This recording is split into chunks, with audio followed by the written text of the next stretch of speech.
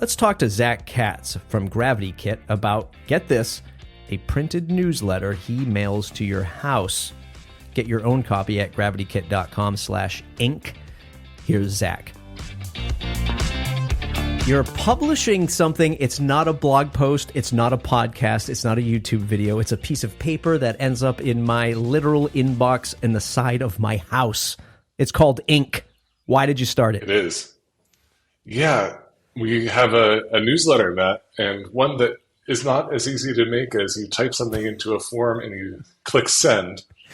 We decided that one of the things we want to do in this era of marketing with AI, with all these chat bots, with just all these automated systems that are trying to connect to customers, that we lacked a really good way to connect to people on a personal level that could scale still, but something that was tactile, something that let people experience GravityKit in a different way than they experience other brands. And I love checking the mail. I check the mail every day. I have a long driveway. It's often my only time I get outside is I go put on my shoes, I go down to the mailbox, I open the mail, and when there's something good in there, anything good, anything that's not just something I want to throw away immediately or recycle immediately, I get really excited.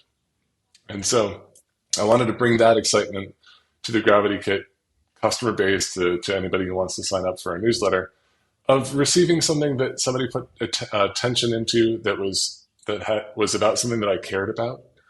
And so Casey, marketing coordinator at GravityKit, and I decided that we were going to put together a print newsletter. We call it GravityKit Ink. And, there's so much of our lives that we have so much information on a feed, on X, on Facebook, wherever, on Mastodon, and you scroll and you see an interesting link and it's, I don't feel like reading that right now. But when I receive a print magazine or a print newsletter and I see that there are 5 articles I could read and they're summarized in a couple paragraphs, that somebody has taken the time to curate this information for me, summarize it, think that I might actually want to read it. It's such a different experience where I take it back to my kitchen, I sit down at the table, I crack it open, and I read. And I learn something new that I probably would have scrolled by on Twitter.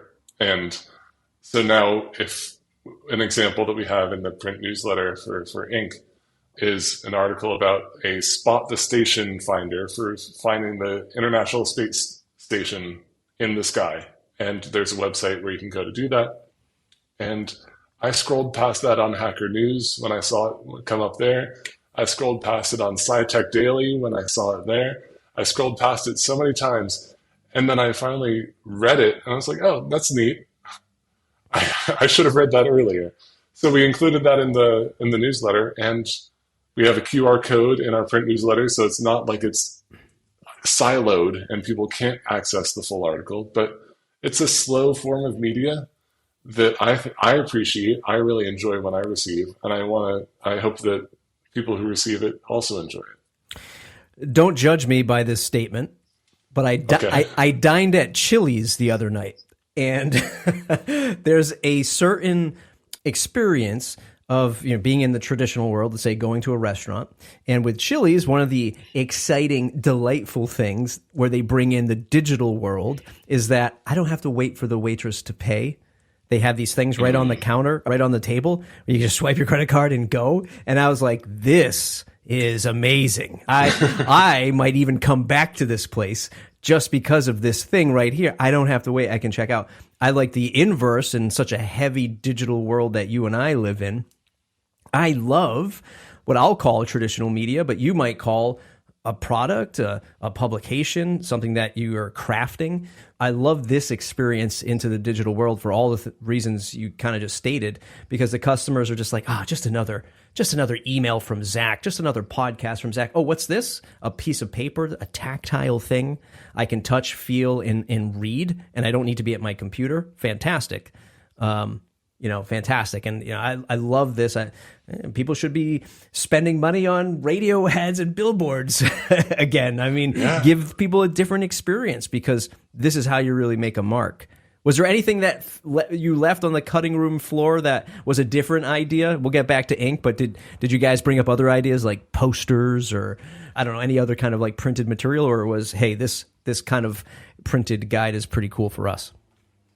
So we do have some other ideas. They're not on the cutting room floor. I'm sure there are some that I'm not remembering, but we do, for example, have a calendar, a marketing calendar that people can subscribe to and get special alerts and notices about flash sales and special swag giveaways if they subscribe to a Google Calendar that we have.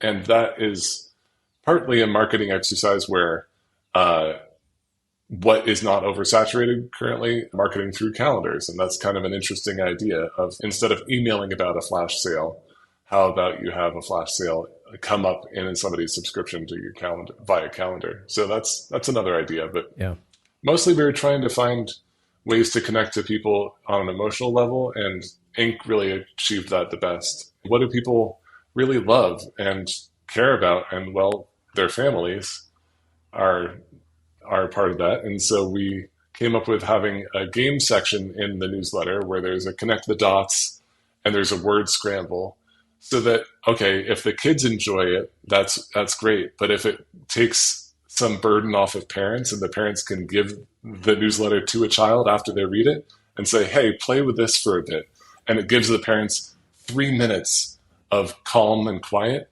that is a gift from GravityKit to our customer base.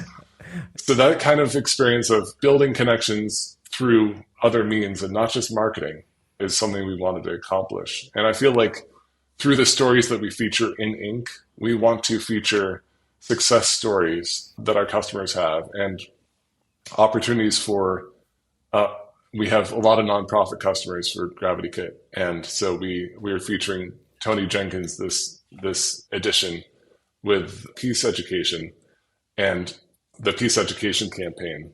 And so we have a featured article about Tony Jenkins and a QR code where people could donate directly to support his campaign for peace.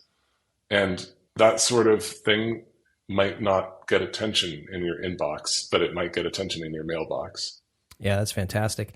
GravityKit.com/ink, INK, free for customers, paid for non-customers? Free for everybody. Free for everybody. You're a gracious man sending in the U.S. In the U.S. Okay. Yeah. Stipulation in the U.S.